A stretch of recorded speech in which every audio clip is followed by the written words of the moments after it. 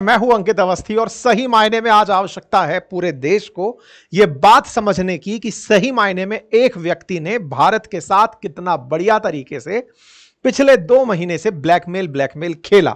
Finally उसका blackmail जैसे ही उजागर हुआ वो व्यक्ति बौखला गया। नाम है डोनाल्ड ट्रंप। बौखलाए हुए व्यक्ति ने कल से लेकर अब तक जो किया है वो हालांकि आप तक हमने ट्वीट्स के माध्यम से पहुंचाया है, फिर भी एक ही सेशन में समाहित करने का अभी प्रयास कर रहा हूं। यह बौखलाया हुआ व्यक्ति कल शाम को बोला कि मैं 25% टैरिफ लगाऊंगा। रात होते होते बोलता है कि मैं पाकिस्तान के साथ ट्रेड डील कर लिया हूं, पाकिस्तान से भारत को तेल बिकवाऊंगा। और तीसरा, आज दिन निकलते ही बोलता है कि भारत रूस की तरह डेड इकोनॉमी है। और तो और हमारा विपक्ष इस बात को स्वीकार भी कर लेता है। राहुल गांधी जी आते हैं और कैमरे पर कहते हैं और नहीं तो क्या, भारत तो डेड इकोनॉमी ही है। तो चलिए आज यहां तक का सारा विश्लेषण इस सेशन में करने का प्रयास करते हैं, क्योंकि अल्टीमेटली इस व्यक्ति ने भारत पर बयान देते हुए कहा, मुझे परवाह नहीं कि भारत के साथ क्या, भारत और रूस का क्या संबंध है, वो चाहे तो अपनी डूबती अर्थव्यवस्था को एक साथ डूबे, मुझे क्या, हमारे साथ व्यापार उनका बहुत कम है, रूस और अमेरिका का लगभग कोई व्यापार नहीं है।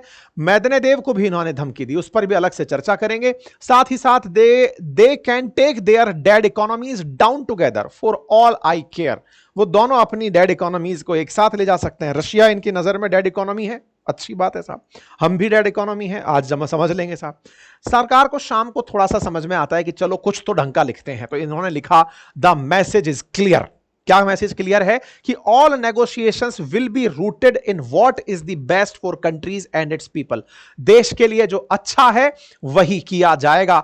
साहब यही तो हम आपसे कह रहे थे कि इस प्राणी को आप उसी दिन मुंह पे उठाकर क्यों नहीं फेंक दिए। ब्लैकमेल नहीं होना चाहिए था। खैर देश का लेसन है, देश सीखेगा, लेकिन इस देश में फिलहाल ये जो मैसेज आया, देर से आया लेकिन दुरुस्त आया। अब हम सबको निपटना है इस कहानी से। खैर, तो ट्रंप महोदय ने अपनी तरफ से दुश्मनी निकालते हुए, अब दुश्मनी वार गेम है साहब, ये शब्दों का वॉर गेम नहीं है, एक आदमी के सनक का है। क्योंकि एक दिन ये सेशन जरूर बनेगा कि साहब एक आदमी के, कैसे कहते हैं ना, वो कौन सा डायलॉग है फिल्म के अंदर, एक चुटकी सिंदूर की कीमत तुम क्या जानो। ये बिल्कुल वैसे है, नोबल की कीमत तुम क्या जानो मोदी जी। ये बात ट्रंप ने असल में उठा दी। आपको पता है कि मैं नोबल पीस प्राइज के लिए इतना परेशान था, हैं, आपके कारण से मैं दुनिया को बता पा रहा था कि रशिया यूक्रेन तो मैं नहीं रुकवा पाया, लेकिन 2 न्यूक्लियर कैपेबल देशों को अगर मैं युद्ध से रुकवा दिया, कम से कम दुनिया वालों अभी मुझे मैसेंजर ऑफ गॉड मान लो।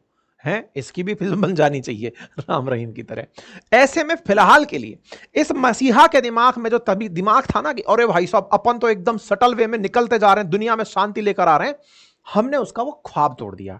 हमने सच मायने में उस आदमी का वो भ्रम तोड़ दिया। और जब भ्रम तोड़ा तो ये आदमी बौखला गया। बौखला करके भाई साहब इसने जो धड़ाधड़ ट्वीट मारे हैं, निकलता है और निकलते हुए कहता है कि हमने जस्ट पाकिस्तान के साथ एक डील कंक्लूड कर ली है। इंडिया मतलब पाकिस्तान के साथ डील कंक्लूड करी है, हम इनका तेल निकालेंगे, माफी चाहता हूं, इनके देश में से तेल निकालेंगे। United state will work together developing there massive oil reserve. अब तो आप ही जानते हैं कि पाकिस्तान के लिए तो यह मतलब ऐसा था कि जब 2 बंदर झगड़ रहे हो, नहीं उल्टा है, जब 2 बिल्लियां झगड़ रही हो तो बंदर रोटी लेके भाग जाता है।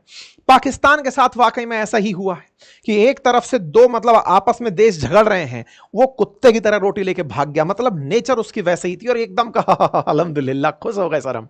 ऐसे में शहबाज शरीफ का ट्वीट आता है कि जनाबना हमें पता ही नहीं था, हमसे डील हो गई है, वाह हम खुश हैं। यह बात असल में आप इशाक डार का अगर देखोगे, Pakistan conclude deal with US, अल्हम्दुलिल्लाह, इनको मतलब यकीन ही नहीं था, अच्छा हमारे साथ भी डील चल रही थी, हमें पता ही नहीं है। इनको मतलब क्या हुआ, 2 देशों के बीच की दुश्मनी का लाभ जिसको मिला वो पाकिस्तान है। खैर इनका तेल निकलेगा हम देखेंगे, लेकिन कुल मिलाकर बात यह है कि पाकिस्तान का अभी तेल निकालने वाले देशों में कहीं लेना देना नहीं है। लेकिन हां, ऑपरेशन सिंदूर की जब बात की जाती है तो अचानक पाकिस्तान फ्रेम पर भारत के कारण खड़ा हो गया। मेरे कई भारतीय मित्र और साथी जिनसे मेरी संवाद अक्सर होते हैं, मैं आपको एक बात बहुत अच्छे से संवाद के रूप में स्थापित करना चाहता हूं कि भारत के साथ ये ऐसा क्यों कर रहा है और पाकिस्तान को इसका फायदा क्यों दे रहा है। इसको एक लाइन में केवल इतना सा समझ लीजिए, आप मैटर करते हैं, आप मैटर करते हैं, इसीलिए आपसे पंगा लिया जा रहा है। ये मैटर नहीं करते, इन्हें पाला जाता है। ये वो नेशंस हैं, रोग नेशंस हैं, जैसे नॉर्थ कोरिया चाइना वालों ने पाल रखा है, पाकिस्तान को अमेरिका ने पाल रखा है। पहले अफगानिस्तान को सोचा था करेंगे, लेकिन वो हुआ नहीं। तो इस तरह के देशों को बना के रखते हैं कि तुम जाओ फट जाना कहीं भी जाकर के, जिहादी होकर के, जा फट गए हम तो। ठीक है, आतंकियों की पाठशाला इनके यहां चलती थी। लेकिन अब क्या है कि पहले इसको पुचकारा गया कि बेटे बहुत अच्छा कर रहे हो तुम, ईरान के सामने मत बोलना। जी बिल्कुल ठीक है, पहले तो ये बहुत तेज निकल कर आया था कि सब एक हो जाओ इजराइल के खिलाफ, ईरान के समर्थन में, इसको चुप करा दिया था आसिम मुनीर को। फिर क्या होता है, बाद में इसको क्रिप्टो का जाल फंसाकर खेल लिया था। इधर भारत के साथ में हर तरह का प्रयास कि देखो मान जाओ कि मैंने कह दो, अगर कह दो कि तुम मेरे हो, वो बिल्कुल वो वाली बात थी। असल में जो कहते हैं ना प्रधानमंत्री मोदी और ट्रंप के बीच में जो दोस्ती है, मैं कह रहा हूं सही मायने में याराना है यार। ये दो दोस्तों के बीच में वो वाली बात है कि यार तू बस मान जा कि मैंने करवाया है। असल मायने में पता है कंपटीशन किन के बीच होता है, ये आप और मैं है ना इस बात को काफी अच्छे से रिलेट कर पाएंगे। अपने दोस्तों को आसपास से देखिएगा, अपन जो कहते हैं ना पड़ोसी गाड़ी ले आए तो हमें बड़ा दुख होता है, दोस्त टॉप कर जाए तो हमें बड़ा दुख होता है। असल में आपके शहर में कौन आईएएस बना, कौन किसके क्या लॉटरी लगी, आपको कुछ खास फर्क नहीं पड़ता। लेकिन जिसके साथ आपका मिलना जुलना, जिसके साथ सब बढ़िया है ना, उसके साथ अगर आपने कंपटीशन कर लिया तो उसकी तो भाई साहब आपको मुस्कान भी दुख देगी। अब भारत के साथ कहना ना मित्रता थी, हाउडी मोदी नामक कार्यक्रम में इस व्यक्ति ने देखा था कि अमेरिका में इनकी कितनी दीवानगी है। अब उस दीवानगी के चलते ही आदमी सोचा कि यार प्रधानमंत्री मोदी को यह स्वीकार अगर मैं करवा दूं कि मैं बड़ा नेगोशिएटर हूं। पहले आपको याद होगा ये पहले बयान दिया करता था, Modi is a very hard negotiator.